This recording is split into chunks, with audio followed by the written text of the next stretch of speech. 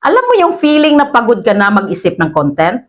Yung tipong nag-post ka naman kahapon pero ngayon wala ka ng idea, wala ka ng gana, wala kang energy. At sasabihin mo sa sarili mo, siguro hindi talaga para sa akin to.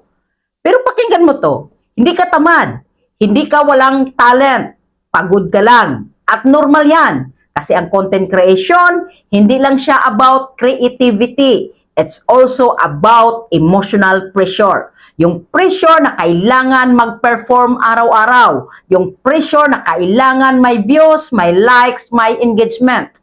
Pero alam mo ba ang totoo?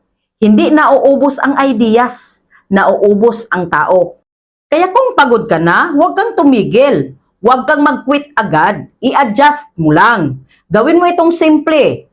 Kapag wala kang idea, i-document mo ang buhay mo. I-share mo ang natutunan mo. Sabihin mo ang totoo mong pinagdadaanan. Kasi minsan, ang pinaka-powerful na content ay hindi yung perfect, kundi yung totoo. Hindi mo kailangang magpanggap na okay ka palagi. Hindi mo kailangan laging viral.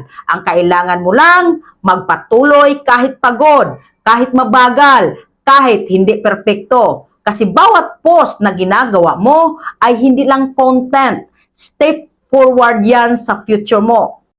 Kaya kung pagod ka ngayon, pahinga ka, pero huwag kang susuko. Dahil yung iba, huminto na, pero ikaw, tuloy pa rin.